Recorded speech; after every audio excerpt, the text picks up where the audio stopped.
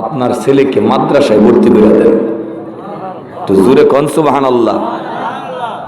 মহিলা উত্তর দেয়, হুজুর ছেলে যদি মাদ্রাসায় ভর্তি হয় এর তো বাবা নাই, সংসার চলবে কিভাবে, ভাত কাপড় ভরণ পোষণ আসবে কোত্থেকে, ওর তো বাবা নাই।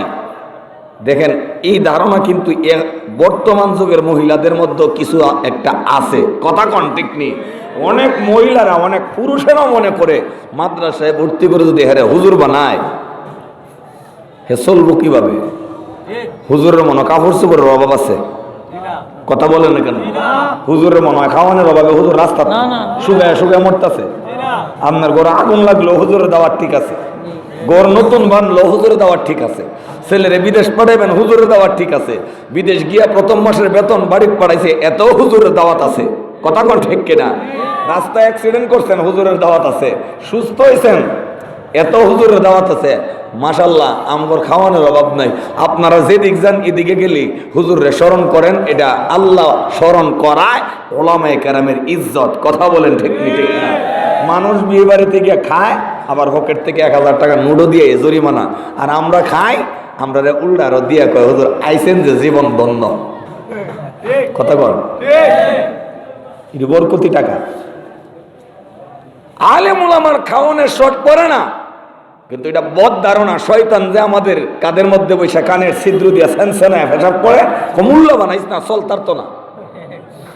মোল্লার যে পোশাক আছে পাবলিকে পোশাক কিনতে পারে না, তো সাহস হইতো না। তোমার ছেলেকে মাদ্রাসায় ভর্তি করো, খাবার দাবারের টেনশন করবে না। মহান আল্লাহ পাক রব্বুল আলামিন তোমার ছেলে যদি আলেম হয়, মহান আল্লাহ তোমার ছেলেকে দামি পেস্তা বাদামের হালুয়া খাওয়াইয়া জীবন বাঁচাবে। তোমার ছেলে খাবারের অভাব হবে না, ভাত মাছের অভাব হবে না, রুটির অভাব হবে না। তোমার ছেলেকে আলেম বানাও, দামি পেস্তা বাদামের হালুয়া খাইতে খাইতে তার জীবন শেষ হবে। পেস্তা বাদাম কত কেজি জানেন? বর্তমানে 1600 টাকা কেজি। কত? আর যত উন্নত মানের চাউল, একের বাসমতি, কাটারি বুক, নাজির শাইল, এর উপরে তার কোনো চাউল নাই। 250 টাকা কেজির উপরে চাউল এখনো বাংলাদেশও নাই। যত উন্নত চাউল হোক সর্বোচ্চ 250।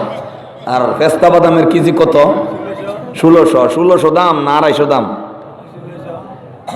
ইমাম আবু হানিফা কয় তোমার ছেলের ভাত মাছের অভাব হবে না, দামি পেস্তা বাদামের হালুয়া খাইতে খাইতে তোমার ছেলের জীবন যাবে, তোমার ছেলের তুমি আলেম বানাও। আল্লাহু আকবার।